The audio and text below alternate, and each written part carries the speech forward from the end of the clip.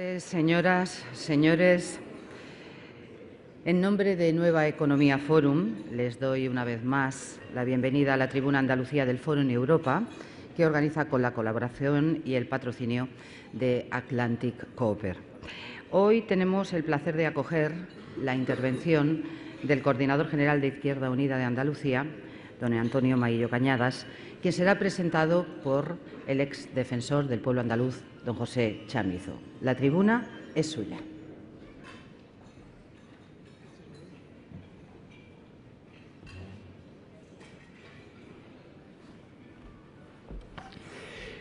Muy buenos días, señoras, señores. Es para mí un placer hablar y presentarles a don Antonio Maillo. Pero permítanme previamente hacer algunas consideraciones. Últimamente asistimos a demasiadas ceremonias de la confusión.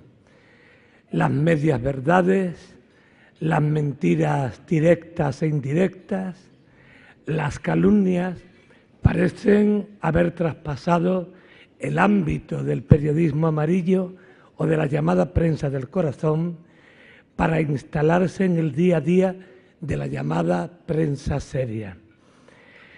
Los periodistas asisten, ellos y ellas, perplejos ante las afirmaciones de sus propios medios. Todo parece comprarse, venderse, la información también. En este contexto, la suerte futura y presente de la prensa corre pareja al descrédito de la política. Es un mal que se extiende y que solo las personas honestas que ejercen el periodismo o la política pueden hacer que el pueblo sencillo y sin ataduras vuelva a creer en ambas, llamémosle, profesiones. Hoy tengo la satisfacción de presentar a una persona que puede lograr, con el apoyo de la ciudadanía, hacernos volver a creer en la política en su dimensión profunda de servicio permanente a las personas. Los partidos políticos son necesarios, pero si olvidan que los problemas de hombres y mujeres están por encima de sus intereses, no hay un sistema democrático, hay una partitocracia decadente e inútil.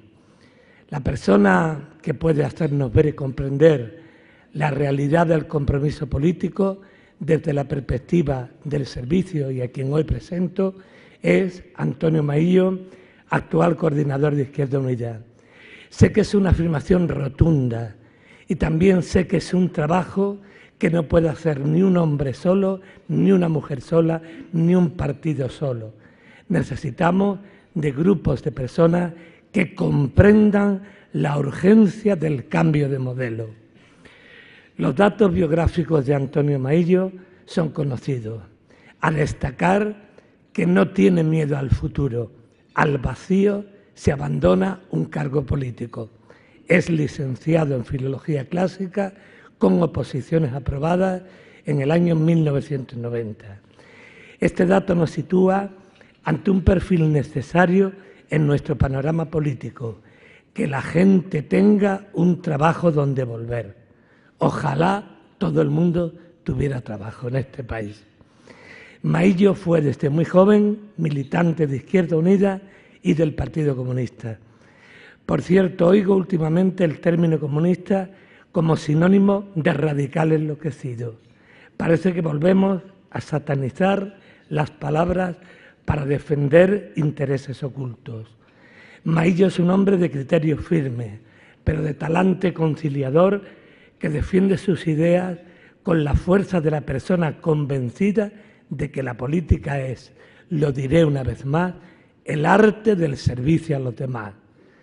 Para utilizar algún latinajo, digamos que Antonio puede definirse como suaviter in modo, fortiter in re. Si digo que es una persona moderada, muchos pueden entender que lo hago para acallar el concepto radical. Miren ustedes, la vida es poliédrica y los seres humanos también. Defender lo que creemos con firmeza puede hacerse moderada o radicalmente, tanto da, siempre que mantengamos el diálogo de forma permanente. Otra actitud es la de los paniaguados que van opinando según les van indicando, especialmente la veleta de la conveniencia.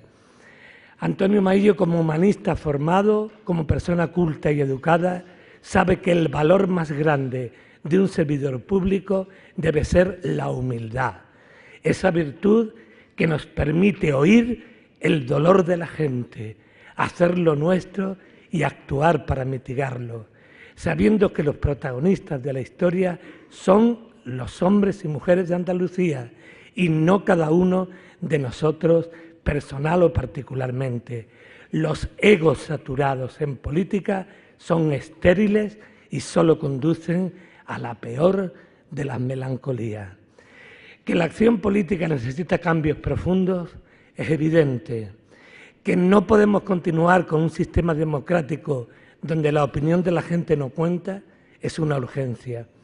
Que necesitamos nuevos rostros, nuevas voces que articulen reformas muy profundas es ya una emergencia social. Que la suerte de los desfavorecidos depende de nosotros y nosotras es evidente, pero restablecer de nuevo el ámbito de los derechos sociales tiene que ser una conquista común en la que ciudadanos, ciudadanas, periodistas y políticos caminemos juntos por encima de cualquier diferencia. El respeto a la dignidad humana es la única bandera que hoy debe aglutinarnos. Querido Antonio, deseo que no te cambien las reglas ocultas del mal llamado poder político, que tu fuerza y tu obsesión sean servir a los demás hasta la extenuación. Gracias por tu trabajo.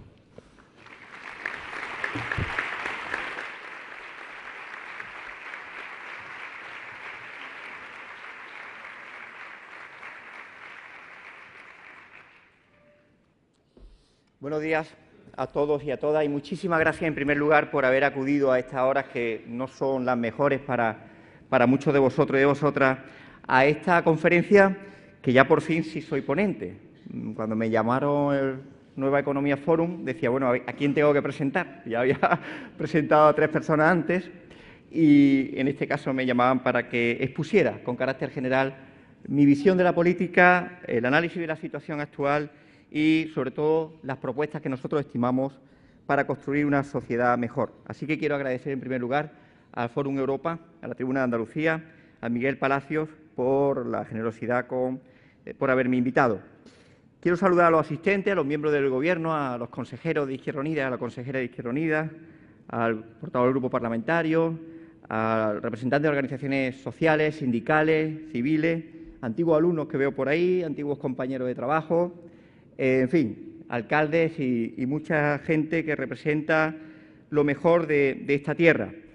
Y quiero también hacer una mención especial al amigo José Luis Centella, secretario general del Partido Comunista, que ayer estuvo en una tertulia hasta horas tardísimas en Madrid y ha cogido un autobús de estos de expreso para estar aquí. En fin, quiero que lo sepa y quiero agradecérselo además públicamente porque después dicen que todos los políticos son iguales, que todos tenemos pues chofer, conductor y parafernalia y resulta que el portavoz del Grupo de la Izquierda Plural, el hombre se ha tenido que venir en el semibús de 12 a 6 de la mañana con una paliza que espero que merezca la pena, José Luis. Así que tengo un reto, sobre todo ante ti, importante. Y quiero agradecer muy profundamente a Pepe Chamizo la presentación y el que haya aceptado presentarme. La presentación por su generosidad y el que haya aceptado presentarme porque una persona que es absolutamente un poder simbólico de las alianzas en Andalucía, una persona que es un patrimonio de esta tierra. Pepe Chamizo es un patrimonio de Andalucía y es un reflejo de que desde las instituciones se ha servido al pueblo, el mejor defensor del pueblo. Cuando paseas con Pepe Chamizo por Sevilla es un constante parar de gente agradecida de cosas que posiblemente algunas de ellas él ya haya olvidado o no le haya dado la importancia que para ellos sí la tenía. Es pueblo y encarna como pocos en las instituciones al pueblo. y es un referente necesario. Por eso estoy emocionado de que haya aceptado la invitación y mi presentación, porque es un referente necesario que hace a esta sociedad más decente, Pepe. Por eso te agradezco profundamente que haya aceptado esta presentación. Y quiero agradecer también al Fórum una fecha que para mí es un regalo, que se haya, no sé si ha sido casual o no, pero que hoy sea el Día Internacional del Libro y de los Derechos de Autor y yo estoy aquí, para mí es un regalo. Es un día muy importante para mucha gente que creemos en el valor y en el poder de la cultura y, como saben, el Día del Libro se conmemora este año pues los 398 años, nada más y nada menos, del fallecimiento de dos grandes de la literatura universal. William Shakespeare, que por consejo y reafirmación de mi amigo Francisco García Tortosa, que me confirmó que efectivamente podía decir de él lo que voy a decir, es el mejor retratista de la condición humana, el mejor de las pasiones, de las ambiciones, de la grandeza y de la miseria, y también del fallecimiento de Miguel de Cervantes, que sin duda es un símbolo vertebrador mucho mejor que los toros de este país que se llama España. Pero no puedo soslayar que hace poco también se nos fue un literato universal y un clásico ya. Gabriel García Márquez tenía la doble condición de escritor y periodista. Y además, como periodista, pues es una persona que cuando el dedo apuntaba a la luna no miraba al dedo, miraba a la luna y tampoco miraba la cara oficial de la luna, miraba la cara oculta, que se escondía y que quería ocultar el poder. Son palabras de Felipe Alcaraz en una semblanza brillante que hizo hace pocos días y que yo también hago mías. Ese escritor de la soledad que entre la empresa y la verdad supo siempre elegir la verdad. Y hago colación en este preámbulo a esta oportunidad que me da la coincidencia con el Día del Libro, porque yo creo, y quiero enlazarlo con esta referencia a estos tres escritores, que hay que reivindicar la palabra en estos tiempos de crisis, porque la crisis pervierte el lenguaje. Se dice que en la guerra la primera víctima es la verdad, en la crisis la primera víctima es el lenguaje. En estos años de crisis estamos hablando y escuchamos hablar de racionalizar cuando quieren decir despidos masivos. Hablan de reformas cuando son auténticas pérdidas de derechos laborales, educativos, sanitarios, sociales, cívicos. Hablan de ajustes cuando en realidad están diciendo recortes. O cómo el lenguaje no es inocente y se habla de inversión en infraestructura, pero sin embargo siempre se habla de gasto en educación y en sanidad. El lenguaje no es inocente y una de las necesidades que tenemos en esta salida de la crisis es precisamente reivindicar la limpieza de ese lenguaje para describir la realidad de lo que sucede. Y antes de la tesis, tres consideraciones previas para que ustedes me conozcan un poco mejor, o al menos eso quiero pretender. A la hora de analizar una situación compleja, yo creo que hay que reivindicar un análisis detallado, poliédrico, decía antes Pepe, un análisis que sea adecuado a esa realidad compleja. No podemos tuitear la percepción de la realidad. No podemos tuitear ni reducir a 140 caracteres la definición de lo que son matices de un análisis que, si quiere acercarse a la verdad de las cosas, tiene que tener mucha complejidad en el mismo. Frente a la atracción del titular, quiero que presten atención a los argumentos. El debate político no puede ser un debate de marketing. No puede ser que las formas, por muy suaves o por muy agrestes que sean, sustituyan al contenido. No puede formar parte de la sociedad del espectáculo. Y, en tercer lugar, desde mi experiencia de recién llegado a lo que es la política a tiempo completo, les tengo que decir que hay muchas cosas que todavía me sorprenden, y algunas no positivamente, y hay otras que directamente no me gustan nada de la experiencia de la política. Hay cosas muy raras, cosas que no forman parte de la vida normal. Así que mis pretensiones modestas, las pretensiones de la organización que coordino, es de cambiar esas cosas que no nos gustan de esa vieja política. Bien, nosotros somos una fuerza que en estos días, a raíz de un conflicto que había surgido en el Gobierno, abordaba en una entrevista de radio haciendo referencia a un modo de comportamiento en el que nos podemos guiar por las virtudes cardinales de la antigüedad clásica. Decían que la mejor forma de la gestión política en la Grecia antigua se conducía por 4 virtudes: la justicia, la prudencia, la templanza y la fortaleza. La justicia porque es la base de todo. Izquierda Unida es un proyecto que apuesta por la justicia social.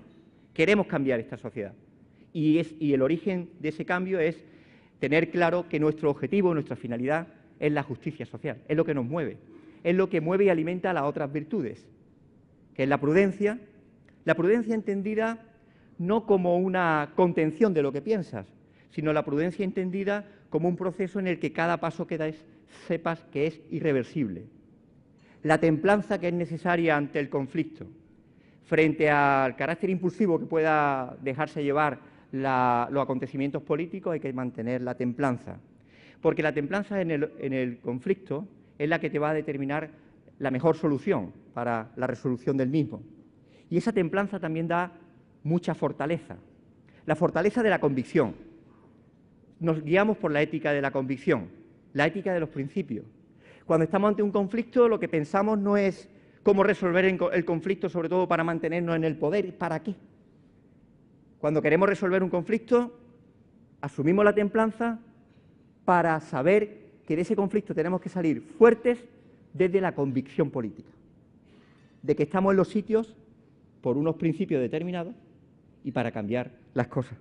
Y esa fortaleza que nos da la ética de la convicción, es la que nos hace que Izquierda Unida, y quiero entrar en materia, la definamos, y tenemos claro que así es, como un proyecto de mayorías. Izquierda Unida es un proyecto de mayorías, ya lo es. Ya lo es porque hace una política orientada a la mayoría social. Queremos serlo también en traducción electoral, aspirar a hegemonía social y política. Pero somos un proyecto como voluntad de mayoría porque nos dedicamos, ofrecemos nuestra política, nuestra acción política a la mayoría social. Nosotros no nos conformamos con una fuerza cómoda del 10% o del 12%. Nosotros aspiramos a ir acumulando fuerzas, uniendo proyectos, alianzas, para ser cada vez más hegemónicos. Y Izquierda Unida no es una fuerza que esté en el Gobierno de manera neutral, lo reconocemos, no somos neutrales. No estamos en el Gobierno para ser exquisitos o equidistantes, no hemos entrado en el Gobierno para eso. Hemos entrado en el Gobierno para no ser neutrales en favor de la educación pública. No somos neutrales. Descubrimos nuestras cartas claramente. Nosotros apostamos por la educación pública como un espacio de encuentro social, como un espacio no solo de igualdad de oportunidades, sino también de igualdad de derechos. Nosotros no somos neutrales con respecto a la sanidad pública y universal. Y tenemos que seguir defendiéndola porque es uno de los grandes logros de esta sociedad. Ni somos neutrales en las alianzas con los tejidos productivos. Tenemos claro quiénes crean empleo en términos cuantitativos y cualitativos en Andalucía. Las pymes, la economía social, los autónomos. No somos neutrales. No somos neutrales ante la política de becas. Y apoyamos una política de becas que compensen las restricciones y los recortes del ministro Wert y del Gobierno del PP. No somos neutrales ante la vivienda. No somos neutrales ante la vivienda y nos ponemos en posición de defensa de los desahuciados, de los que no tienen dónde dormir. No somos neutrales en política de vivienda. Por eso somos muy rigurosos con la ley, porque como somos prudentes, damos los pasos para no dar ninguna marcha atrás. Y cuando hablamos de que no somos neutrales, hacemos una ley de la función social de la vivienda que el Partido Popular recurre. No solo recurre, pide que se paralice mientras dicte sentencia del Tribunal Constitucional. Y el Tribunal Constitucional asume las tesis del Gobierno central evitando la suspensión, el levantamiento de la suspensión cautelar. Es decir, tenemos que esperar al dictamen del Tribunal Constitucional 5, 6, 7 u 8 años para decidir si esta ley entra en vigor. Y entre el daño irreversible a la banca que supuestamente podían generar lo que ahora son 144 expedientes de expropiación de uso durante 3 años y el daño irreversible a las familias que pueden acogerse a esa ley y que no lo van a hacer durante estos 5, 6 o 7 años en que el Tribunal Constitucional no se pronuncie, ha optado por no dañar los intereses de la banca. Y a mí me parece que ese cambio de doctrina del Tribunal Constitucional es una tragedia para este país. Nosotros no apostamos ni somos neutrales porque hemos entrado en el Gobierno para hacer una política diferente. En este Gobierno que ha cumplido 2 años. 2 años de Gobierno en el que, sorpresa sobrevenida, Izquierda Unida ha sido la fuerza estable, la inédita en la gestión de Gobierno, la que nunca ha participado, sigue con sus 3 consejeros, sigue con sus equipos en sus consejerías. No ha habido ningún cambio. Bueno, solamente uno, el mío, que cuando fui nombrado coordinador general dejé la Dirección General de Administración Local. Y mantenemos a los equipos porque lo están haciendo muy bien, porque están cumpliendo con su programa, porque tienen una obligación ante los andaluces y las andaluzas de 4 años de gestión sobre el que rendir cuentas. Es una fuerza que ha demostrado solvencia, porque se cumple el programa, y rigor, porque se actúa con competencia política, y mucha transparencia.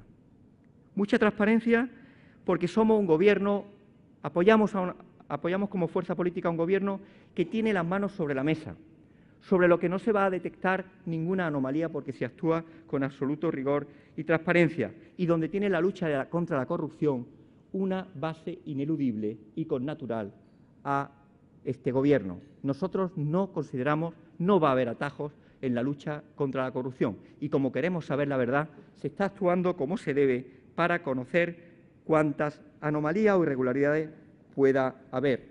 Y un Gobierno de diálogo permanente y continuado, porque Izquierda Unida tiene una ambición, que es cambiar el modelo social y económico de Andalucía. Esa es nuestra ambición política. Una ambición política que la tenemos en el Gobierno y también en los 80 municipios que gobernamos, y esperemos que dentro de un año muchos más. Y demos un cambio a esa hegemonía demasiado extendida en el tiempo del Partido Popular, sobre todo en la zona urbana de Andalucía. Tenemos ejemplos de esa solvencia y de ese buen hacer. En la Consejería de Turismo y Comercio, en Andalucía, el modelo de horario comercial andaluz es un modelo que da libertad al pequeño y mediano comercio, a la superficie de menos de 300 metros cuadrados, y sin embargo fija horario a las grandes superficies, totalmente diferente a lo que ocurre en otras comunidades. O en fomento de vivienda, la Consejería del sí se puede. Claro que se pueden hacer las cosas de otra forma. Política de vivienda, puesta a disposición en alquileres asequibles de 600 viviendas que estaban sin ocupar. A ver si hace el alcalde Zoido eso mismo, ya que le hemos dicho que hay 528 viviendas vacías, que las ponga al servicio. Hay 334 familias en Sevilla con necesidades urgentes de vivienda. Le ofrecemos el ejemplo, que vaya a escuchar a la consejera y le explique cómo lo ha hecho. Es la limpieza de EPSA, la racionalización, no despidiendo a la gente que necesitamos, sino a altos directivos que no eran necesarios. Y medidas de profunda sensibilidad social para aquellas personas que no tienen capacidad económica en este momento de pagar el alquiler en el parque público de vivienda a través de trabajos de reparación que compensen esos alquileres o a través de fraccionamiento. Con una movilidad que sustituya la obra faraónica por la movilidad en favor de la gente. La culminación de la obra de metro de Granada y de Málaga, la del tranvía de la Bahía de Cádiz. Creemos que es una demostración palpable de cómo se pueden hacer las cosas de otra manera. O la Consejería de la Ciudadanía, la consejería que por fin va a cerrar una herida que en países como Alemania tienen resuelta y aquí parece que todavía no queremos resolver. La ley de la memoria democrática es la ley de la verdad, la justicia y la reparación, es la ley del cierre de heridas y es la ley de la justicia para los que defendieron la democracia en otros tiempos históricos más complicados que los nuestros. La Consejería del Apoyo a los Ayuntamientos, la Consejería de la Defensa del Consumidor. Por eso, a los que dicen que el pacto está muerto, les tengo que decir que el pacto está muy vivo y que estará vivo mientras la prueba del algodón del mismo sea la reflexión sobre los ejemplos que he expuesto, cuando se pongan por encima los derechos de la gente. Esa es la prueba de la utilidad. Porque es verdad que hay una cultura nueva, la cultura de la coalición, pero es una cultura de la coalición que no solo es cultura de la coalición de partidos políticos. También nosotros tenemos una cultura de coalición con la sociedad y una cultura de coalición de las personas. Por eso nosotros introducimos estas claves de coalición no solo institucional, coalición con la gente permanente, porque nosotros tenemos un frente, otro modelo de coalición, que es la coalición, la gran coalición o la coalición de la Troika. Por eso es tan importante el éxito del Gobierno andaluz, porque el éxito del Gobierno andaluz será el mayor freno a la operación de gran coalición en este país. El éxito de Andalucía será el mejor freno a los intentos que se están haciendo de gran coalición en el Estado. Y para eso tenemos que tener una prioridad para estos 2 años. No hay otra que no se llame creación de empleo estable y de calidad. Veo a muchos y a muchas sindicalistas aquí en este foro y quiero agradecerlo especialmente. Quiero que me escuchéis bien porque queremos hacer una alianza con vosotros en esa defensa de empleo estable y de calidad. No vale cualquier empleo aprovechándose de la crisis y hacer de esta una apuesta estratégica. Y para ello es clave la reindustrialización. Lo veníamos diciendo y lo seguimos diciendo.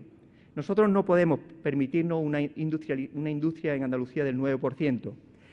En un mapa hecho por un compañero como Desiderio sobre la proporción entre tasa de desempleo y porcentaje del PIB de industria, en las comunidades autónomas hay una línea absolutamente recta, con 2 excepciones, que es Baleares y Madrid, por diferentes razones, por el peso profundo de los servicios, en la que a menor industria, a menor porcentaje del PIB de la industria, mayor porcentaje de paro, absolutamente en proporción directa. Por tanto, hablar de industria, hablar de más resistencia ante la crisis y a la necesidad de aspirar a un 20% del Producto Interior Bruto. Izquierda Unida apuesta por un Estado fuerte. Somos una organización que queremos un Estado fuerte porque es el que defiende a los que nada tienen. Y para que haya un Estado fuerte tiene que haber una política de ingresos que los fortalezca. En unas premisas absolutamente contrarias al grupo de expertos del Ministerio de Hacienda, que apuesta por disminuir los impuestos directos, que son los más progresivos, y por aumentar los indirectos, los más injustos, el IVA, el del consumo, el que paga un pensionista por 800 euros el litro de gasolina, que paga el mismo IVA que Emilio Botín, el presidente del Banco de Santander. Nosotros queremos lo contrario. Los impuestos, en todo caso, tienen que ser progresivos y directos y tienen que disminuirse los indirectos. Y la renta del trabajo no pueden soportar más la carga fiscal. Hay que decirlo ya. El tipo máximo de la renta del trabajo está en el 56%. El tipo máximo de la renta del capital y del ahorro está en el 21%. Porque en 2012-2013, en ese bienio, se subió al 26%, pero ahora en 2014 se ha vuelto al 21%. Eso no es una política fiscal distributiva, pero sobre todo no es una política fiscal recaudatoria. Es una política que debilita al Estado. Y sin eso el Estado no puede ser un Estado fuerte que satisfaga los servicios. Y a efectos del SICAV, de las sociedades de inversión de capital variable, al 1%, eso es un paraíso fiscal. Lo dice el primer ministro de Gibraltar, que de eso sabe un poco. Es insostenible que el SICAV grave a un 1% y la cantidad de dinero que deja de recibir el Estado. Por eso, ¿por qué digo que es tan importante para un Estado fuerte una reforma fiscal que permita tener más ingresos y que estos no sean los de la renta del trabajo? Vamos a acordar que no hay más presión sobre la renta del trabajo, no puede haberla. Tiene que haber una obtención de unos mayores ingresos porque esa fortaleza del Estado es la única que nos puede permitir la negociación de la deuda. Porque la deuda que tenemos en este país es impagable. Pero no porque lo diga, porque es imposible de pagar si queremos recuperación. Y tenemos ya un antecedente en la historia. Año 1953, Acuerdo de Londres. De agosto de 1953 se reúnen los 25 principales acreedores de Alemania y acuerdan una quita del 62% de la deuda. Todo el mundo conviene en acordar que sin ese acuerdo Alemania no se habría recuperado nunca, porque tenía una deuda que ahogaba los recursos públicos. Y nosotros tenemos una deuda que ahoga los recursos públicos. Cuando dedicamos solamente para interés en el presupuesto general del Estado 36.729 millones de euros, que es 1,3 veces el presupuesto de la Junta de Andalucía, dedicado solo a intereses de deuda. Y si no dedicamos a inversión, a reactivación de la economía y, por tanto, a obtención de ingresos derivados de esa activación de la economía, cada vez va a pesar en porcentaje del presupuesto más ese pago de la deuda. Y aquí entra el debate de Europa. Aquí entra el debate de Europa. Y el debate de Europa será desde una negociación de un Estado fuerte que aborde una quita de la deuda y que no asumamos la deuda ilegítima contraída para satisfacer la limpieza del sistema financiero. Izquierda Unida quiere cambiar Europa. Puede sonar a pretencioso, pero así es como nos presentamos y nosotros queremos que nos apoyen quienes están de acuerdo con nuestras pretensiones. Quiere hacer una Europa de los trabajadores, no una Europa de la banca. Y para ello hay que reconocer que tenemos en este contexto de elección europea una dificultad, y es el esfuerzo pedagógico que hay que hacer a la sociedad andaluza para convencerlos de que las elecciones europeas son más importantes desde el punto de vista de la repercusión en la vida cotidiana que las elecciones municipales. En la vida cotidiana el 80% de nuestros asuntos vienen determinados por normativa o directiva europea y hay que hacer un esfuerzo. Hay que hacer un esfuerzo pedagógico porque hay que decirle a la gente lo importante. Posiblemente Miguel López, que está por aquí, no tiene ese problema con los agricultores y ganaderos porque saben de la importancia de Europa y del desastre de la PAC y cómo eso repercute en su actividad. Pero otros sectores no son tan conscientes de la importancia de Europa. Y por eso nosotros lo queremos simbolizar con la presentación por primera vez de un candidato a la Comisión Europea, Alexis Tsipras, que significa la esperanza del cambio frente a un luxemburgués y un alemán, un griego que es la fundación de Europa, de la cultura clásica, para reflejar ese cambio que queremos. Frente a la gran coalición de la derecha y la socialdemocracia europea en la Comisión Europea, está la alternativa de la izquierda transformadora. Por eso es necesario un cambio en las reglas del juego, un cambio que puede y que tiene que repercutir en la política andaluza. Y me quiero centrar en tres aspectos que a mí me parecen fundamentales y que determinan la cotidianidad pues, de un empresario que quiere iniciar una actividad, de un autónomo, de un estudiante que sabe que depende su beca de continuar los estudios. El papel del Banco Central Europeo. El Banco Central Europeo se funda con dos elementos identitarios que para nosotros han sido, para nosotros y para la realidad, desastrosos. Por un lado, la prohibición del préstamo directo a las administraciones públicas, a los Estados, que ha supuesto que desde 2001 hasta ahora 142.000 millones de euros de nuestro Estado se hayan ido a pagar los intereses diferenciales de cómo vende el dinero el Banco Central Europeo a la banca privada y cómo éste se la vende a los Estados. Y, por otro lado, el problema de establecer como objetivo prioritario el de la inflación. Y la inflación no es nuestro problema es el desempleo. Por tanto, habrá que adecuar los objetivos del Banco Central Europeo al principal problema de los países europeos, que es lo del empleo. Y por eso hay un referente. La Reserva Federal Americana se dedica a emitir dinero para reactivar la economía en cuanto los niveles de desempleo suben del 8, del 9 o del 10%. El Banco de Inglaterra combina dos objetivos, inflación y creación de empleo.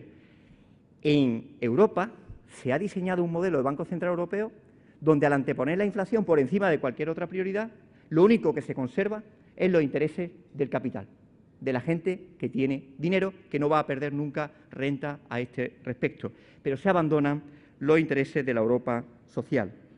Por eso los recursos públicos se ahogan por el pago de la deuda, de esa deuda que en parte ha sido contraída también en préstamos que el Banco Central Europeo se la ha vendido a la banca al 0,25 y nosotros al 4, al 5 o al 6%, como saben muy bien los alcaldes, en los planes de proveedores. Y después, otro elemento que a mí me parece que es fundamental en la política europea, el Tratado de Libre Comercio con Estados Unidos que se va a firmar el 26 de mayo. No hay mayor reflejo del desprecio de la Comisión Europea al Parlamento Europeo. Al día siguiente de la elección europea, con un Parlamento en funciones, se firma un tratado que tenemos que evitar. Un tratado que puede permitir a las empresas transnacionales evitar las legislaciones de aquellos países que no les sean favorables a sus intereses. Y, por tanto, ese tratado que tiene que ser ratificado en los parlamentos nacionales tiene que ser abordado con un debate político de calado y, desde luego, con un debate político en Andalucía, porque nos jugamos mucho para la recuperación económica. Y, por último, tenemos que abordar tenemos que aflorar de nuevo el debate de ese artículo 135 de la Constitución española, que parece que es el único en vigor. Parece que el artículo 47 de que todos los españoles tienen derecho a la vivienda, que las administraciones públicas tienen que proveer a la gente para que duerma bajo un techo, ese parece que es de segunda. Y el artículo 135 es el único que parece que está en vigor. Hay que abordarlo también en las elecciones europeas, porque hay que decir que hay que derogar ese artículo cuanto antes, ese artículo que antepone el pago de los intereses de la deuda ante cualquier consideración social. Porque nosotros queremos defender los derechos de la ciudadanía, los derechos laborales, los de servicios, los civiles, el derecho al aborto, el derecho a la orientación sexual, el derecho a decidir sobre su propio cuerpo, en un marco político que va a influir en el modelo económico de Andalucía. Y tenemos que hacerlo con políticas diferentes, pero como decía Cortázar con respecto a la literatura, también de forma diferente. Julio Cortázar, creo recordar que decía que la literatura revolucionaria no es esa que habla de la revolución, sino también la que escribe de forma diferente, revolucionaria. Pues también queremos hacerlo con una nueva política.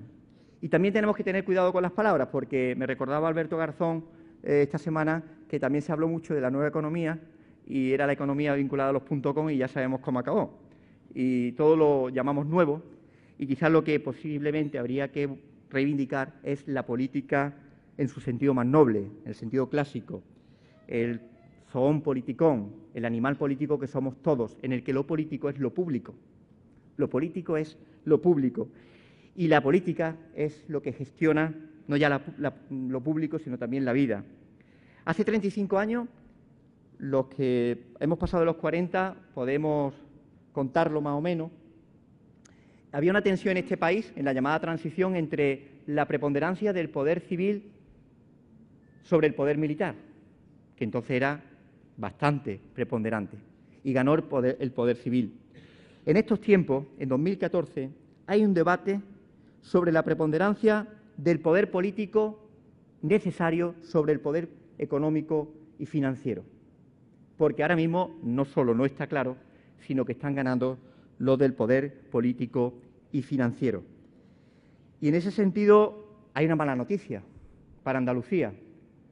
El que Deoleo se haya hecho pues a cargo de un fondo de inversión inglés, que no tiene ningún arraigo en Andalucía, y creo que el arraigo es importante para la vinculación emocional con el tejido productivo, es una mala noticia que nos sitúa mal a la hora de recuperar algo tan fundamental en nuestra comunidad, que es fortalecer que no solo seamos tierra de producción, sino también de distribución y, por tanto, el valor añadido de los productos se quede en nuestra tierra. Por eso, cuando hablamos de la crisis, la pregunta no es cuándo salimos de la crisis, la pregunta es quién sale de la crisis. ¿Quién sale de la crisis?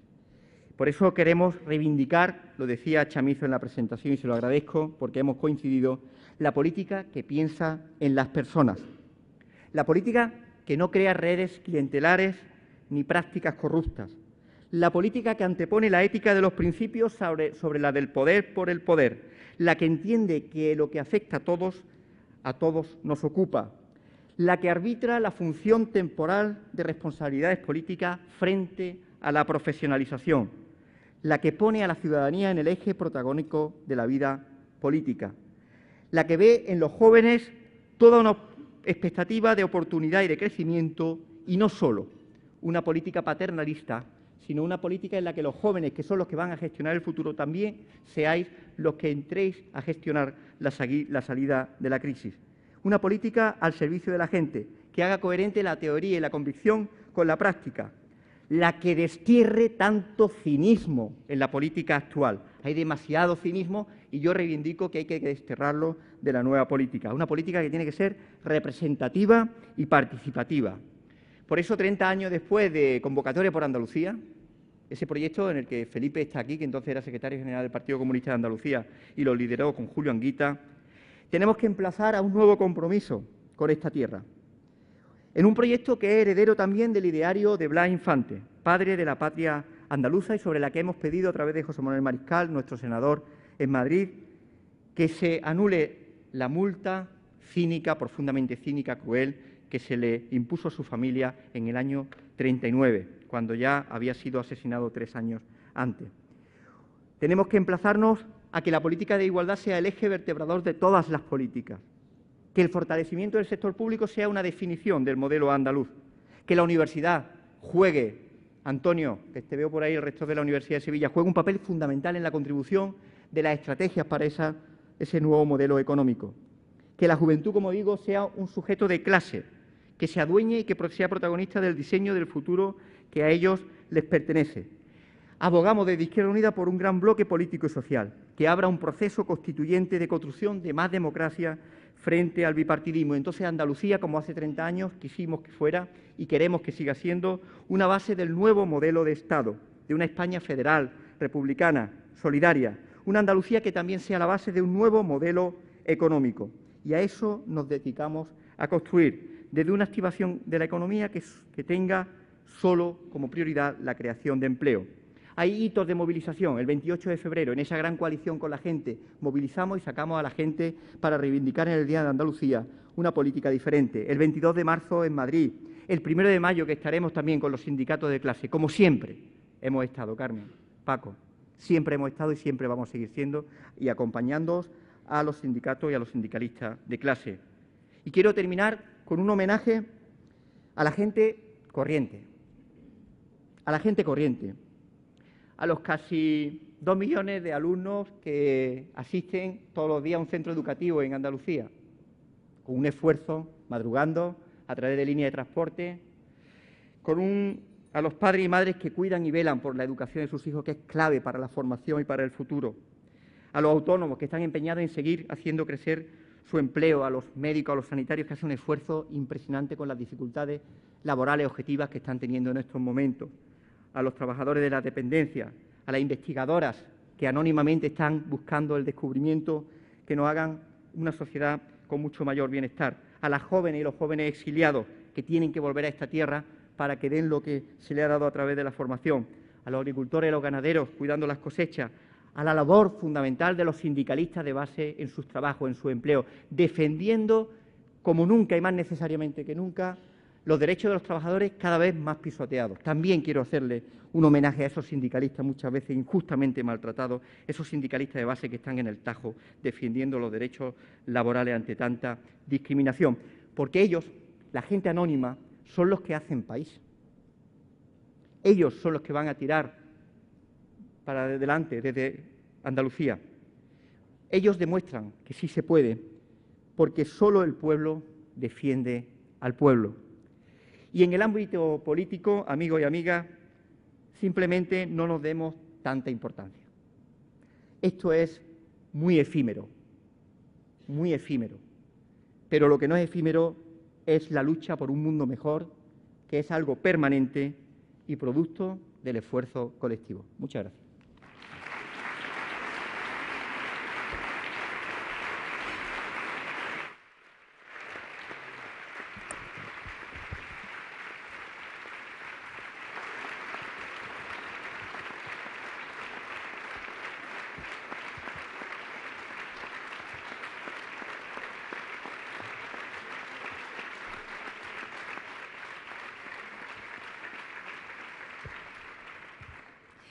Don Antonio, gracias. Una curiosidad, y además parte desde el principio. Dice o señalaba que había cosas en política que no le gustaban nada. ¿Cuál es la que menos le gusta de todas? Bueno, de las pasiones, la que menos me gusta es el cinismo. Lo detesto porque además está muy en boga, ¿no? Y es algo que no soporto directamente. Y como dicen mis amigos, cuando me vengo un poco abajo, sigue sin soportarlo. Es decir, no importa que cuando lo soportes significará que te has vuelto un cínico. Pero es lo que menos soporto, sí. ¿Y se vuelve uno un cínico o no? Espero que no. Hay mucha gente muy noble en política. Aquí hay mucha gente muy noble. Y algunos que no son de mi partido, que es muy noble. El caso de Juan Cornejo, me refiero. Templanza en el conflicto. En los últimos conflictos, que no ha sido el último, ha sido bastante importante, ¿quién ha mantenido más templanza? ¿Quién ha sido el más templado? No sé, por parte de Izquierda Unida, por parte del PSOE. No sé a su juicio esa templanza, ¿quién es quien la ha mantenido en todo momento? Yo tengo la respuesta muy fácil. Yo creo que ante el conflicto nosotros hemos mantenido bastante la templanza, porque de hecho el producto de que haya sido una crisis muy circunscrita, prácticamente 2 días, significa que se ha hecho desde la templanza de las partes. Si se hubiera hecho o continuado con la impulsividad, no se habría resuelto el conflicto. Por tanto, si algo hemos nosotros tenido en esta gestión ha sido mucha templanza. Consideramos que había una actuación de la Consejería de Fomento y Vivienda impecable desde el punto de vista legal, no me voy a extender mucho, producto de un mandato judicial, con un realojo transitorio, que no era adjudicación de vivienda y, por tanto, no había competencia con nadie, y como eso se estaba haciendo de forma impecable, pues así se ha mantenido y así se ha resuelto. Algunos aseguran, y en algunos medios de comunicación también ha salido así publicado, sobre todo en columnas de opinión, que Izquierda Unida le ha ganado un pulso al PSOE. ¿Eso es así? ¿En qué términos lo medimos? Yo creo que no hay que valorarlo en términos de pulso ni de victoria o derrota. Lo importante es que se volviera a la normalidad. Había un decreto que nunca tenía que haberse publicado, se publicó. Nosotros planteamos que hasta que no volviera a derogarse ese decreto no se volviera a la normalidad. Se derogó, se volviera a la normalidad y, como dije el sábado en un acto en Málaga, aceitunilla comida, hueso tirado y a otra cosa. Autocrítica, porque digo yo que alguna autocrítica harán, y sobre todo qué es lo que no volverían a hacer en una situación, esperemos que no se vuelva a producir, pero qué es lo que no volverían a hacer o qué se pensarían antes. No sé, esa autocrítica, ¿por qué camino iría, señor Maillo? Yo creo que más que una autocrítica sobre el hecho concreto es que los lazos de comunicación e interlocución entre las dos fuerzas del Gobierno sean muy ágiles, estén perfectamente engrasados. Pero yo quiero reivindicar la cultura del Gobierno de coalición por una razón, porque a veces tenemos como colectivo memoria muy débil, memoria de los peces. Se nos olvidaba cuando los gobiernos de mayoría absoluta evitaban cualquier debate. Hemos estado muchos años, demasiados años, donde el Gobierno de mayoría absoluta, bueno, estamos ahora en Madrid, ¿no? No hay debate político posible, porque la mayoría absoluta impiden la reflexión política. Bendita sea la reflexión política y el debate político para mejorar las condiciones de la vida social.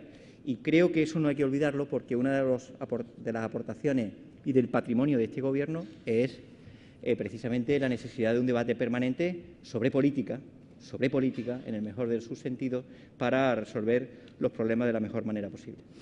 Una pregunta en la que coincidimos Isabel Morillo, del Correo, y yo. ¿Hay más defensores del Gobierno de coalición que antes? No los hay.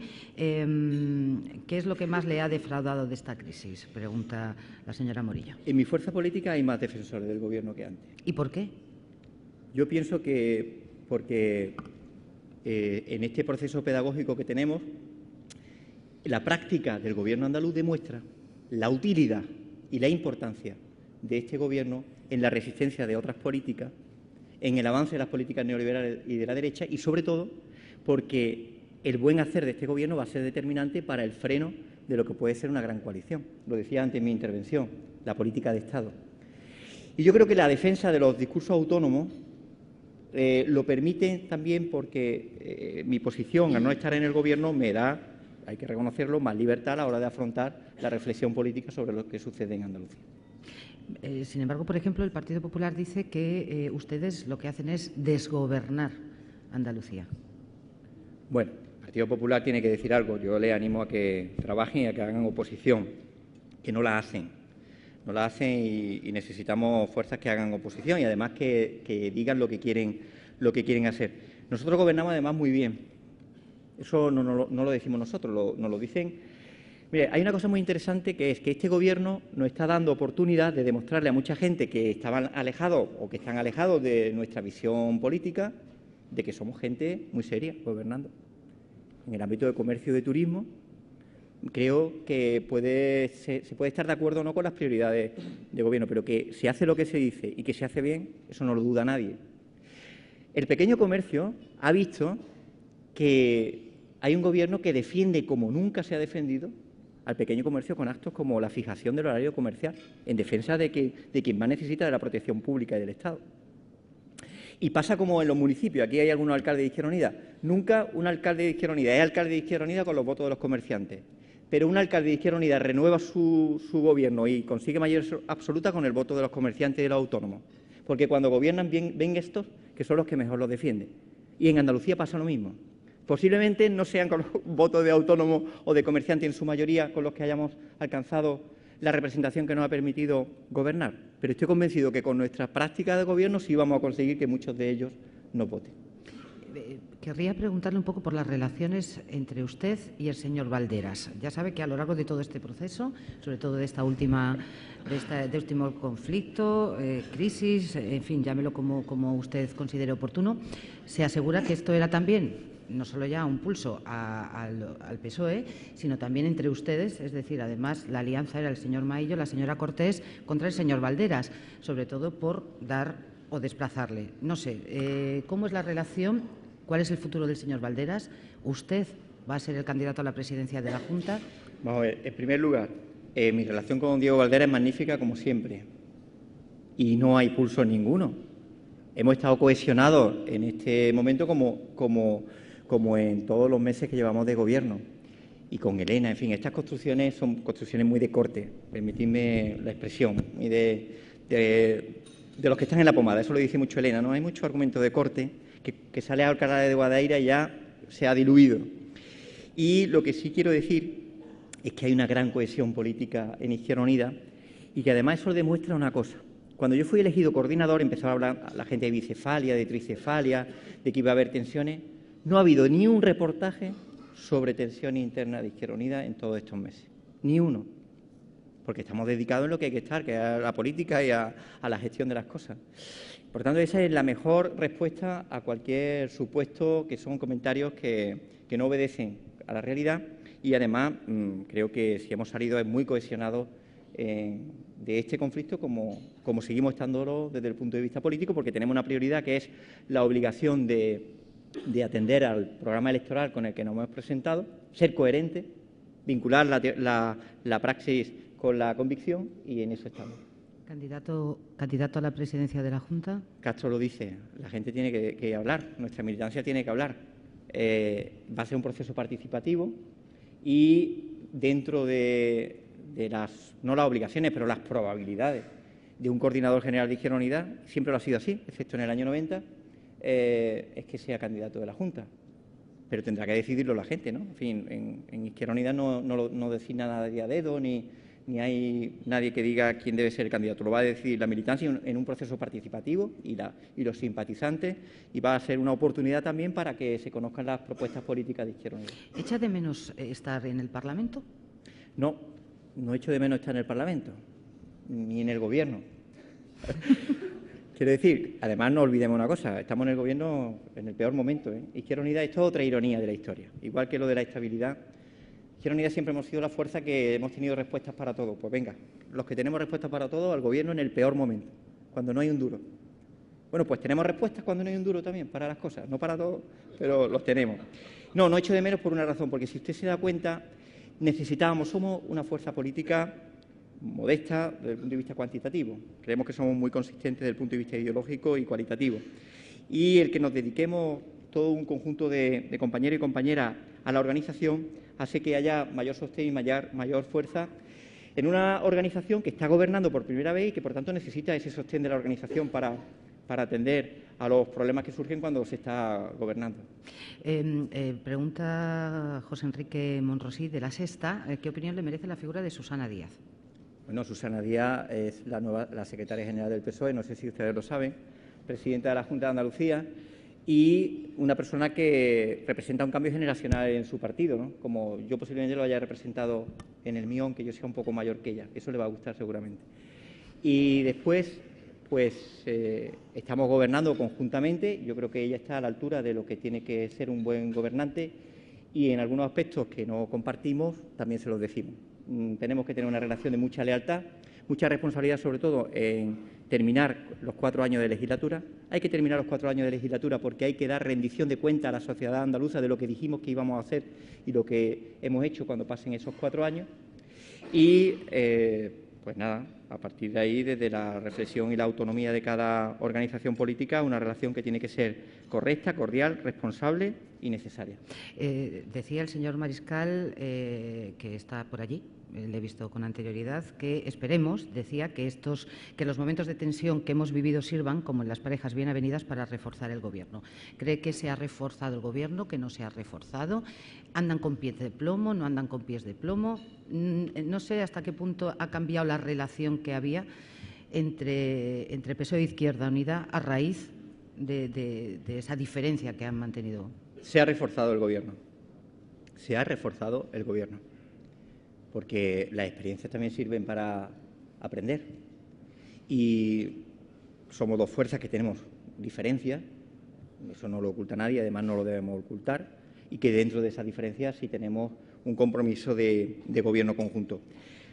Y se ha reforzado porque también nos tiene que enseñar a lo que decía antes, la necesidad de reforzar los canales de comunicación desde la defensa cada uno de las propuestas que considere. ¿El Comité de Enlace PSOE Izquierda Unida cuándo se reúne? Ahora, hoy nos reunimos. ¿Y por ejemplo, con buen ánimo? Con ¿no? ánimo, ¿Qué es lo sí. primero que van a poner encima de la mesa?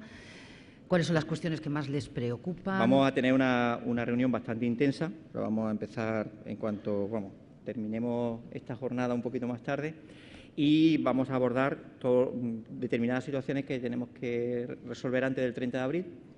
Y en ese debate, pues, como comprenderá, tenemos que ser discretos en cuanto a no generar expectativas, porque vamos a hablar de cosas que supongo que tendrán necesidad de una sentada de un tiempo importante. Así que hoy mismo nos vemos, además creo que vamos a comer juntos y todo, o sea que tampoco está una cosa tan mal. Si se rompiera ese pacto PSOE-Izquierda Unida, ¿quién saldría más perjudicado a su juicio?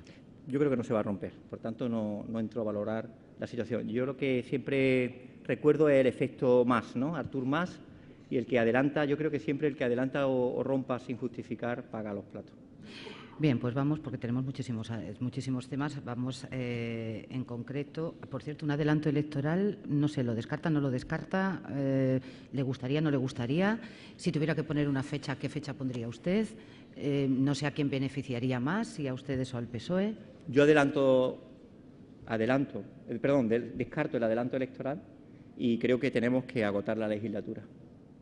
Esa es mi visión, que creo que tenemos una responsabilidad ante la sociedad andaluza, si no hay hechos absolutamente que sean incompatibles o que nos impidan acordar, porque la realidad de una crisis tan fastidiosa como esta puede sobrevenir, pero en principio la voluntad, que es lo importante, la voluntad política debe ser mantener y agotar la legislatura. Y en todo caso, si no pudiera ser, ¿qué fecha le gustaría más? Yo no soy quien para poner fecha, es que no contemplo esa hipótesis. Bien, Manos Limpias ha anunciado que va a denunciar a la señora Cortés por prevaricación en el tema de la Corrala. Cuando lee usted este tipo de informaciones, ¿qué es lo que piensa? Pues nada, mucha tranquilidad. Lo que pasa es que Manos Limpias, ese sindicato ultraderechista, pues aprovecha cualquier fisura que pueda haber. No tiene ninguna base, ni legal ni de ningún otro tipo. Lo único que tiene es una llamada de atención de este llamado sindicato, que no es sindicato, no quiero deshonrar la palabra del sindicato, y evidentemente no le damos ni la menor importancia ni la menor trascendencia. Lo que sí es un reflejo de cómo a algunos sectores de este país les fastidia mucho la política de vivienda que se hace en Andalucía, que es una política que rompe con el modelo de especulación que nos ha llevado a esta crisis, una política que se hace al servicio de la gente, lo demuestra el decreto de construcción sostenible, al servicio no de empezar a construir por construir ni a especular con el suelo, sino a reparar viviendas, a mejorar su eficiencia energética para que la gente viva mejor. Y esa política choca con intereses de algunos sectores y actuaciones como esta lo reflejan. No quiero olvidar una pregunta de don Aniceto Muñoz, de Comisiones Obreras. Dice que, siguiendo a Weber, apelaba Antonio a la ética de la convicción, señala, y la pregunta es, en relación al pacto con el PSOE, ¿no ejerce desequilibradamente Izquierda Unida más la ética de la responsabilidad que hace posible tal pacto que la ética de la convicción, que a todas luces lo imposibilitaría? Bien, no hay que establecer incompatibilidad, que Weber me parece que la establecía, ¿no? Incompatibilidad entre la ética de la convicción y la responsabilidad. Pero nosotros anteponemos la ética de la convicción. Nosotros no estamos a cualquier precio en el Gobierno. Nosotros queremos gobernar toda la legislatura, pero yo creo que se ha demostrado que no estamos a cualquier precio. Sí. Nosotros no estamos a cualquier precio gobernar por gobernar. Nosotros estamos en el Gobierno, lo decía antes, para cambiar Andalucía y mejorarla. Y desde esa ética de la convicción es desde la que estamos. No se puede confundir la ética de la responsabilidad con el hecho de que, como hay que mantener la estabilidad en el Gobierno, pues aquí tragamos con quina todo. Y nosotros no vamos a estar dispuestos a tragar con quina, vamos, lo digo, y me imagino que el socio tampoco. Pero, evidentemente, no se puede entender, no se constata de ninguna manera que haya una ética de la responsabilidad que sea incompatible con nuestra visión política de las cosas. Y eso lo tenemos clarísimo. Tengo una curiosidad. Si la señora Cortés no hubiera estado de viaje, ¿creo que las cosas hubieran pasado como sucedieron o no? Eso es que nunca se sabe, ¿no? No lo sé. Es una ucronía, ¿no? Que dicen, es una ucronía, por tanto, no creo que sea valorable desde el punto de vista político. ¿Qué le parece la actitud del Ayuntamiento de Sevilla con respecto al tema de la Corrala Utopía? Indecente. Indecente. El Ayuntamiento de Sevilla se ha portado de forma desleal institucionalmente y políticamente indecente. No se puede reventar cualquier solución a una situación de extrema necesidad social. Y la ha reventado en todos los hitos. El Partido Popular revienta el acuerdo con Ibercaja con el desalojo de la familia un día antes del acuerdo, porque no estaban dispuestos a que hubiera una solución. No querían que hubiera una solución desde la toma de conciencia, la movilización de la gente. La revientan cuando se les pide desde la Junta de Andalucía viviendas para realojo transitorio de estas familias, que no adjudicación, y no las da. Y algo positivo que tiene esta crisis es que los sevillanos y sevillanas saben que hay 528 viviendas vacías públicas en Sevilla y hay 334 familias diagnosticadas con extrema necesidad habitacional. Eso es el Ayuntamiento de Sevilla. La Consejería de Fomento de Vivienda, cuando llegó al Gobierno, se encontró con 600 viviendas vacías. Las puso en alquiler asequible. No hay viviendas vacías. Esa es la diferencia. ¿Les parece poco? ¿Complot contra Andalucía o no? ¿En qué? Por ejemplo, acusaciones que se han vertido o apreciaciones que se han vertido desde el Gobierno, vamos, más que desde el Gobierno, perdón, debería de decir desde la portavocía del Grupo Socialista en el Parlamento andaluz, por ejemplo, con el tema de los cursos de formación. ¿Pero por qué dice ataque con Andalucía? No, que si hay un ataque a Andalucía, en el sentido de se ha pedido una investigación, por ejemplo, que esa investigación sobre los cursos de formación se extienda, de la UDEF en plena investigación. Efectivamente, con el Ministerio del Interior, y se pide una investigación a todas las comunidades autónomas para, porque no entienden muy bien por qué es Andalucía y no el resto de comunidades autónomas. Bueno, lo que no entiendo es por qué en medio de la investigación se filtra. Eso no es entendible. Pero dicho esto, no hay que quitar los sustantivos. Y lo sustantivo es que no hay que tener miedo a la lucha contra la corrupción. No hay que tenerla. Si se investiga, otra cosa es la perversión que hace el Partido Popular, la doble moral, el Partido Popular que niega comisiones de investigación de Bankia, José Luis Centella, la presidenta, se la niega, aquí pide todo, y la doble moral del Partido Popular en la actuación y en el uso de las instituciones para filtrar interesadamente en contextos electorales determinados. Pero no hay que olvidar que hay que investigar lo que sea y no generar falsas expectativas. Me parece que ahí la prudencia y el buen tiento es importante. Digo esto porque creo que cuando hablamos de investigar, es investigar con la prudencia que exige lo mismo, ¿no? Y no podemos empezar a culpabilizar o la presunción de culpabilidad como principio jurídico. En los años 80, a principio de la democracia, la presunción de inocencia era sagrada. Ahora se ha perdido. Se ha perdido. Y eso es un valor democrático perdido, no es un valor de profundización democrática. Pero lo que sí es importante es que desde la responsabilidad política, que es la que tenemos que intervenir, ¿qué es lo que tenemos que apostar? Desde la responsabilidad política lo que tenemos que apostar es por ser implacables con las prácticas corruptas y con las anomalías, porque yo de lo que me escandalizo es de que si hay gente que ha utilizado mal el dinero público, evidentemente eso sí que es objeto de escarnio. Elena Montano, de Onda Cero, y Lourdes Lucio, del País, preguntan lo siguiente sobre los cursos de formación. Por un lado, Elena pregunta de qué depende que Izquierda Unida presente una comisión de investigación en el Parlamento por el presunto fraude de los cursos de formación y por qué no la presenta. Y la señora Lucio pregunta si ha sido informada Izquierda Unida de los presuntos fraudes en los cursos de formación y si cree necesaria una comisión de investigación en el Parlamento. Pues nosotros decimos que queremos conocer la verdad y el Gobierno está haciendo lo que nosotros queremos que esté haciendo, que es investigando. Lleva investigando 7 meses. Por tanto, nosotros lo que queremos es la verdad. Nosotros lo que no queremos es circos, porque los circos también impiden saber llegar a la verdad. Y queremos, primero, el Gobierno está haciendo lo que tiene que hacer desde nuestro punto de vista, que es investigando internamente y con todo contraste y transparencia, y en función de las conclusiones que se saquen se adoptarán. ¿Por qué? Porque una comisión de investigación tiene que tener un fin, que es que al final de la misma se sepa más que se sabía al principio y tengamos insuficiencias en la investigación que haga el Gobierno para abordar o justificar esa comisión de investigación. Por tanto, nunca descartamos nada, pero el Gobierno es que está actuando muy bien en este aspecto, porque mientras actúe con investigación hasta el final de todos esos programas, que son programas de otros gobiernos, por cierto, no es de este Gobierno. De este programa de Gobierno no hay nada absolutamente que investigar. Creo que estamos en el buen camino de conocer lo que ha ocurrido. No me resisto a preguntarle qué le parece la última decisión de la Audiencia de Sevilla, que corrige una vez más a la jueza Alaya, retirando 2 imputaciones por falta de motivación a 2 exaltos cargos. Entre ellos está don Antonio Lozano y don Buenaventura Aguilera. ¿Qué opinión le merece? Pues lo que decía antes, ¿no? Que hay que ir con paso prudente, porque ahora la retirada de la imputación pues hace que 2 personas que, bueno, una de ellas, porque la otra sí había dimitido por razones personales previamente, se fue del Gobierno porque estaba imputada. Por tanto, habrá que decir, hay un proceso y unos tiempos judiciales que no pueden estar permanentemente condicionando los tiempos políticos. Es verdad que no debe haber imputados en los gobiernos, según sobre qué asunto, porque si imputan a la consejera Cortés por este asunto, desde luego es más motivo para que siga en el Gobierno, digo por lo de las manos limpias y los ultraderechistas de ahí, ¿no? Pero hay que ser ponderados con el hecho de los procedimientos judiciales, que tienen que hacer su papel y la política hacer el suyo. La política tiene que hacer el suyo en lo que es la limpieza de la vida pública, y la limpieza de la vida pública tiene un nombre que se llama lucha contra la corrupción, que es muy sistémica.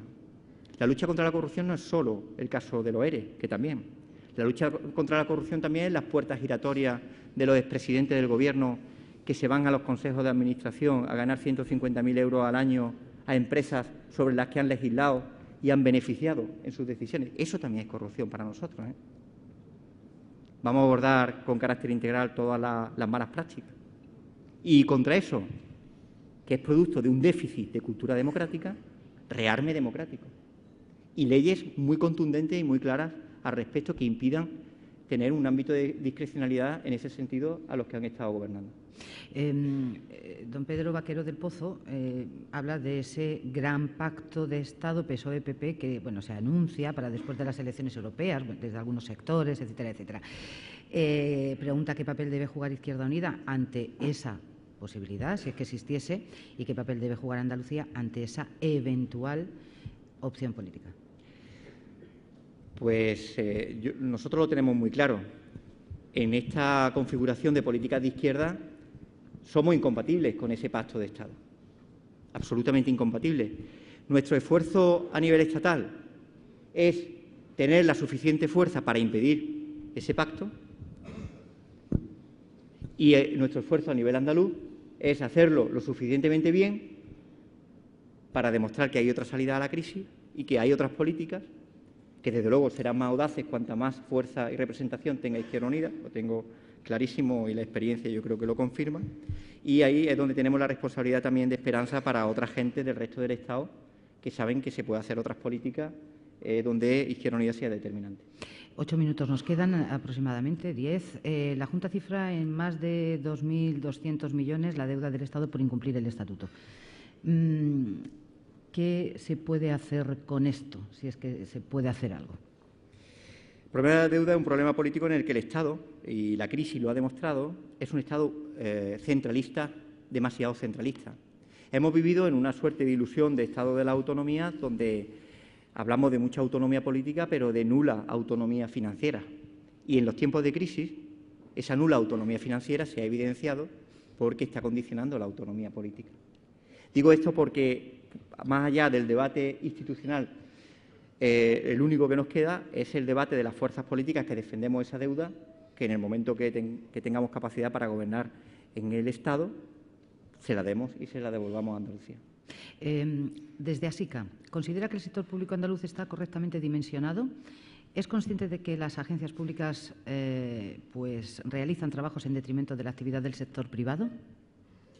Vamos a ver, el sistema público andaluz no está ni mucho menos sobredimensionado. No lo está.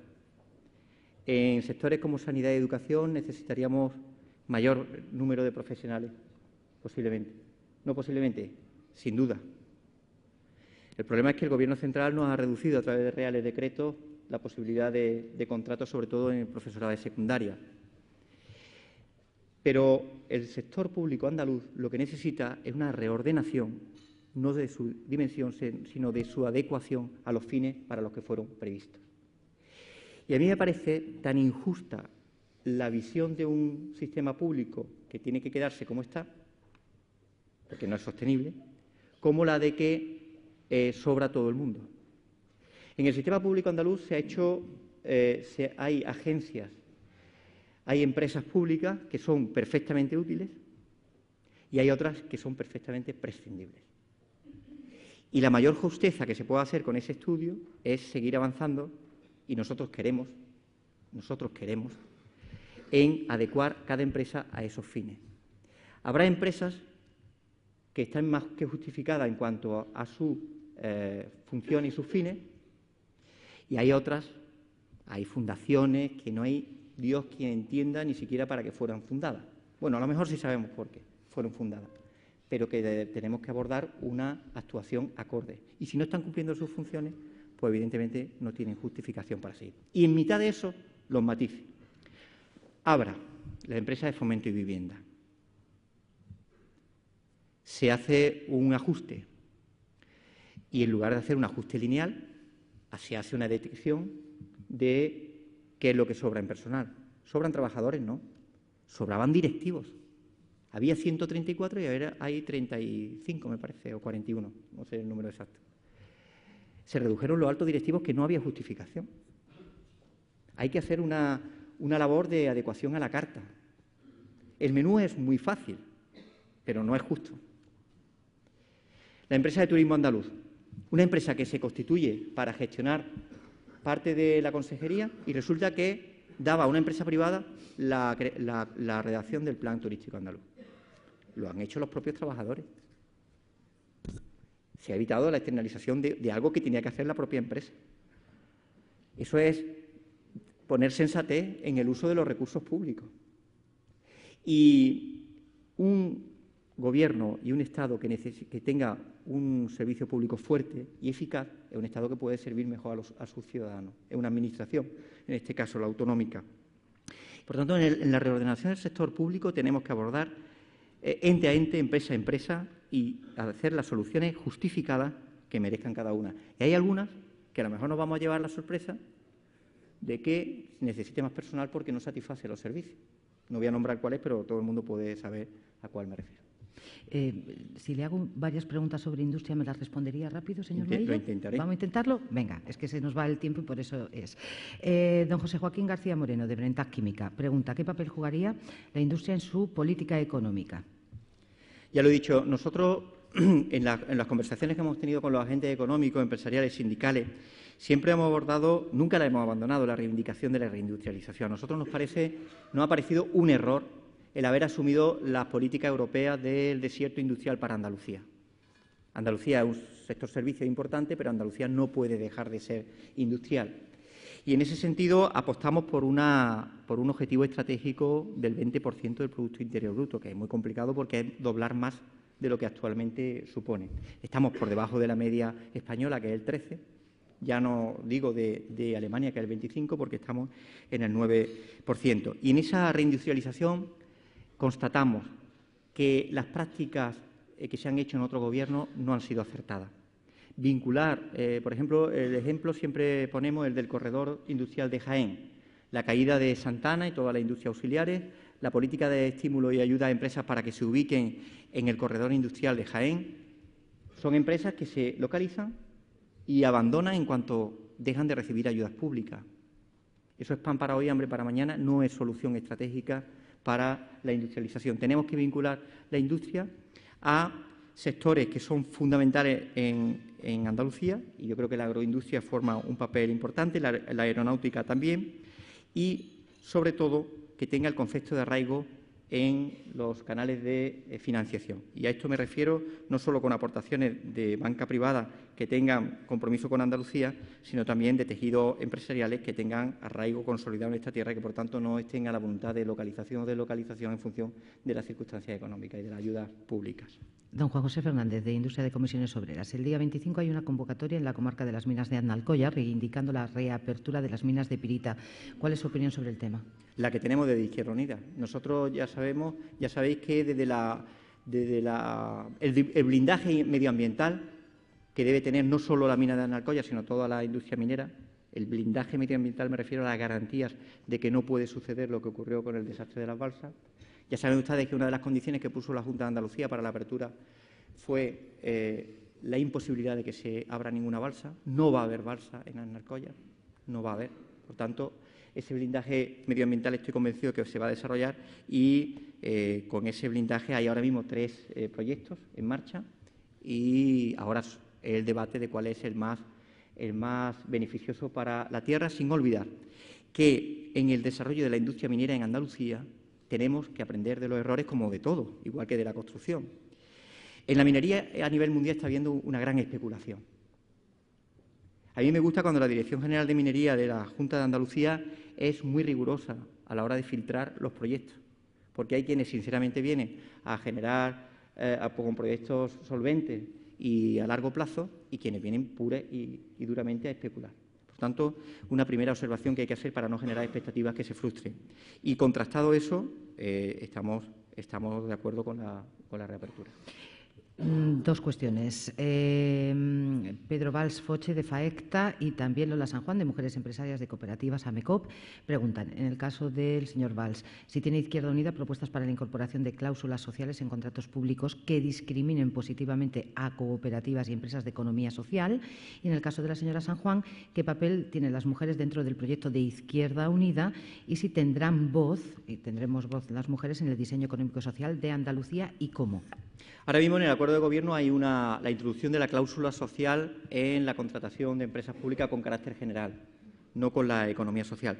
Sí tenemos para nosotros la economía social un elemento estratégico de primer nivel para el modelo económico de Andalucía. De hecho, en el modelo de concertación ya sabéis que nuestra apuesta siempre lo ha sido, no siempre se ha entendido, pero afortunadamente se ha abierto camino, que es que el mundo de la economía social, aquí tenemos al nuevo flamante presidente, le doy la enhorabuena públicamente, ya se la di en primaria a José María Algora, de la economía social tiene que formar parte de la interlocución del modelo de concertación. Y en esa estrategia de la definición de concertación social para los próximos años, pues concretar esa apuesta me parece que es digna de apoyo ideológico. ¿Mujeres? Mujeres para nosotros es un elemento absolutamente transversal en nuestra organización y, bueno, yo creo que hay que feminizar la política, además. Hay que feminizarla y no solo en clave de identidad de género, sino en valores.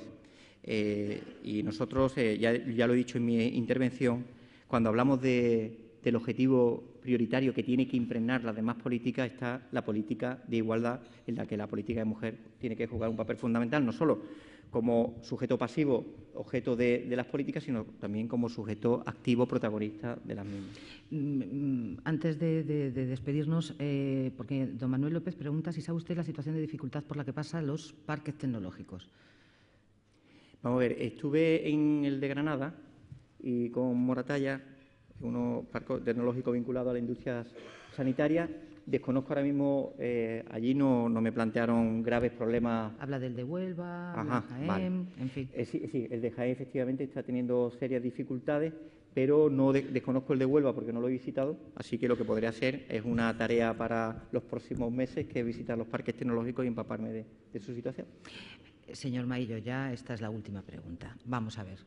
Recomiéndenos un libro, una de sus lecturas preferidas. Y no me diga ni Marx, ni me diga, por ejemplo, Gramsci. Díganos algo, no sé, en este día, bueno, una lectura que nos recomiende a todos. Pues mira, hoy digo, como falleció hace días García Márquez, vi el libro de 100 años de soledad, que fue el primer libro que yo compré con mi dinero. Con 16 añitos voy a la Feria del Libro de mi pueblo de Lucena y me costó 400 pesetas en Colección Austral, lo he visto esta mañana. 100 años de soledad, para quien no lo haya leído, creo que es una buena oportunidad ahora para su lectura.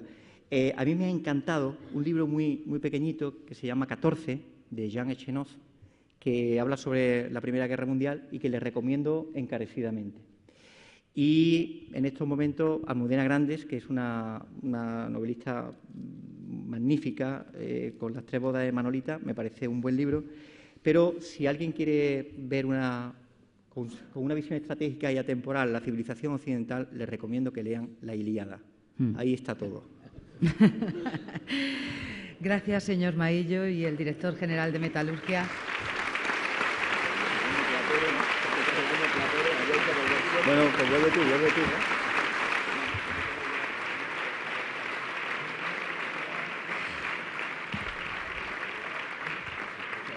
Decía que el director general de Metalurgia, de Atlantic Cooper, don Miguel Palacios, va a ser quien clausure el acto. Sí, muchas gracias, Mar.